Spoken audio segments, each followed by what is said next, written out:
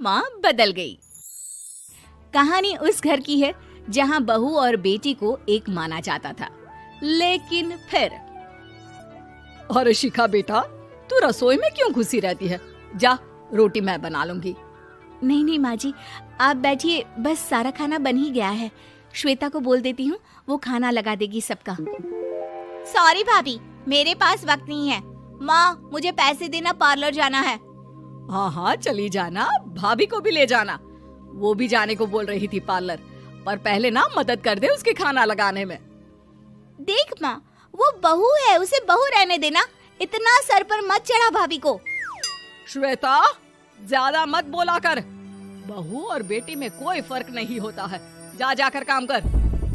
ननद को माँ का भाभी से इस तरह प्यार करना बिल्कुल अच्छा नहीं लगता।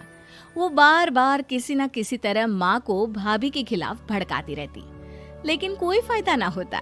एक रोज, अरे बेटे किशन, जा बहू को कहीं घुमा कर ला, सारा दिन घर में काम करती रहती है। हाँ हाँ माँ, हम लोग जा रहे हैं ना गोवा। अच्छा जी, भाभी ने तो हमें बताया भी नहीं। वैसे तो सारी पंचायत करती है, ये गोवा वाली बात क्यों छुपा गई हमसे? अरे क्योंकि उसे खुद नहीं पता था बहन। मुझे टिकट सस्ती मिल रही थी तो मैंने बुक कर दिया। हाँ शिखा, पैकिंग कर ले, संडे हम जा रहे हैं गोवा। दोपहर में शिखा पैकिंग कर रही थी कि सास आ जाती है। ये क्या बहू, साड़ियाँ? अरे गोवा जा रही है घूमने या फिर शादी में मायके हैं? माँ जी, ऐसा कुछ है ही नहीं, समझ में नहीं आ रहा क्या रखूं कपड़े में। अरे तेरी और श्वेता की साइज तो एक ही है, उसके कुछ मॉडर्न कपड़े ले ले, आकर लौटा देना। हाँ माँ जी, ये ठीक रहेगा। शिखा श्वेता के पास जाती है और उससे कपड़े मांगती है। ना जी ना, मैं अपने कपड़े ना दूं, वैसे भी फैल जाएंगे मेरे कपड़े, बहुत महंगे वाले हैं। शिखा मुंह लटकाकर कमरे में आ जाती है तो सास कहती है, चल तैयार हो जा, तुझे मैं शॉपिंग करा कर लाती हूँ गोवा की। बस फिर क्या था, सास बहू निकल जाते हैं मार्केट और एक से बढ़कर एक ड्रेस खरीद कर घर आते हैं। पहले बता देती कि नए कपड़े दिलाने वाली है भाभी को, तो मैं अपने ही दे देती ना भाभी को, मुझे दिला देती नए कपड़े। देख श्वेता, परिवार का मतलब सबके साथ रहना होता है, ना कि सिर्फ अपना सोचना। वैसे भी तुझे अच्छे संस्कार सीखने चाहिए। और रही बात कपड़ों की, तो शिखा, आज से घर पर भी तू मॉडर्न कपड़े ही पहनेगी। कोई जरूरत नहीं है ये साड़ी वाड़ी लपेटने की। अब क्या था, घर पर श्वेता और शिखा एक जैसे रहते। एक बार पड़ोसन आती है। अरे बेटा, अपनी माँ को तो बुलाना, जरा बात करनी है। शिखा सास को बताती है और रसोई में चली जाती है। ये आपकी बेटी बहुत बड़ी हो गई है, इसके लिए एक रिश्ता है, कहो तो बता दूं। ये बेटी नहीं बहू है, घर में सब एक जैसा ही रहता है। वैसे मेरी बेटी भी बड़ी हो गई है, कोई रिश्ता हो तो जरूर बताना। पड़ोसन रिश्ता लेकर उन लोगों के घर आती है। तब श्वेता की होने वाली सास कहती है, तो ये घर है, कितने मंजिल का है? और ये बहू ने आपकी क्या पहन रखा है, जीन्स टॉप?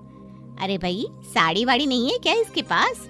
देखिए, सर्दी है तो साड़ी में बहू कैसे मैनेज करती, वैसे पहनती है साड़ी भी। देखिए, हम लोग ठहरे पैसे वाले लोग, कोई कमी नहीं है हम लोगों के पास पैसों की, बहुत पैसे हैं, जमीन, नौकर चाकर, कार, सब कुछ है, लेकिन घर में संस्कारी बहू चाहिए। समझ रही हैं ना आप? सास कुछ कहती कि श्वेता बोल पड़ती है, हाय रे, नौकर चाकर से लेकर जमीन, कार, पैसा, हाँ हाँ, मुझे रिश्ता मंजूर है मुझे। अरे रुक जा श्वेता, मैं बात कर रही हूँ ना।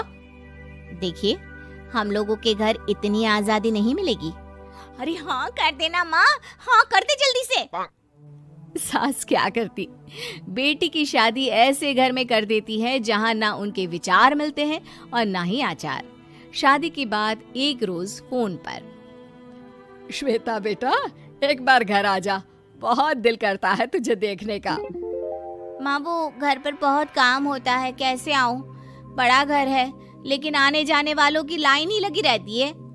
बेटा मैं तो जानती थी उस घर का हाल, लेकिन तू ही नहीं मान रही थी। माँ देख, हर घर का यही हाल है।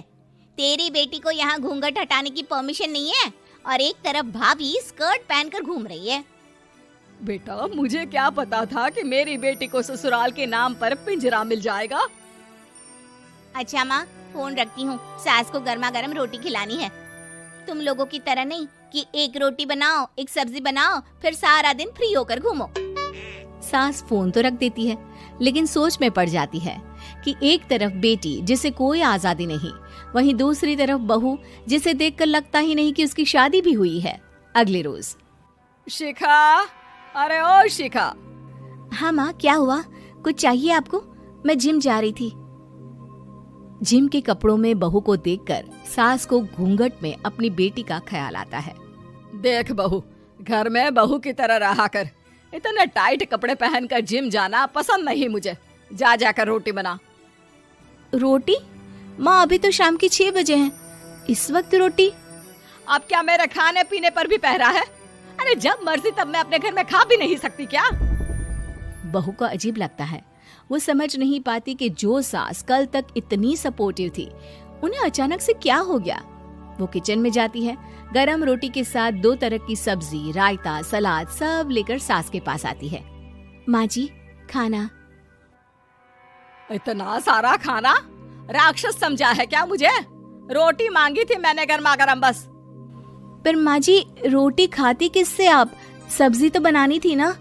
अरे भूख मर गई मेरी तेरी बहस से। जा जाकर काम कर, अंदर पूरी रसोई साफ कर। बहू अंदर चली जाती है। थोड़ी देर में श्वेता घर आती है।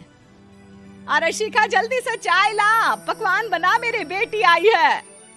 अरे नहीं नहीं माँ, ड्राइवर बाहर खड़ा है। मैं तो घर का कोई सामान खरीदने के बहाने यहाँ आ गई हूँ, मुझे जाना होगा। अरे बेटा, पर कितने दिनों बाद देख रही हूँ तुझे, रहने आ जाना 2-4 दिन के लिए। आ जाऊंगी माँ, जब मेरी सास मरेगी तब। मैं तो रोज मन्नत मानती हूँ कि मेरी सास मर जाए तो अच्छा है। अच्छा चल, जा रही हूँ माँ। हे भगवान, कैसे कैसे दिन देखने पड़ रहे हैं मेरी बेटी को। सास अंदर जाती है, जहाँ श्वेता की जिम वाली सहेली का फोन आया होता है। क्या बात है, आज जिम नहीं आई? अरे पता नहीं यार, आज माँ को क्या हो गया अचानक। पर खैर कोई नहीं, लगता नहीं कि मैं अब जिम आ पाऊंगी। शिखा स्पीकर पर बात कर रही थी, जिसे सास सुन रही थी। यार ये सास ना होती ही ऐसी है। मैं तो कहती हूँ बुढ़िया जल्दी मरे और तू आराम से जिए। शिखा को सहेली की बात पर गुस्सा आ जाता है। माँ के मरने की कौन सा बच्चा दुआ मांगता है मोहिनी? आगे से ऐसी बात मेरे सामने मत करना। हमारे घर की शोभा ही माँ है। क्या हुआ जो थोड़ी शक्ति दिखा रही है? उसमें भी कोई ना कोई उनकी भलाई ही होगी। मैं तो कहती हूँ भगवान मेरे जैसी सास सबको दे, जो सिर्फ माँ की तरह है। सास वाली तो कोई बात ही नहीं है उनमें। सास ये बात सुन रही थी। उनकी आंख में आंसू आ जाते हैं कि क्यों वो बेटी की किस्मत में बहू को भी भागीदार बना रही थी।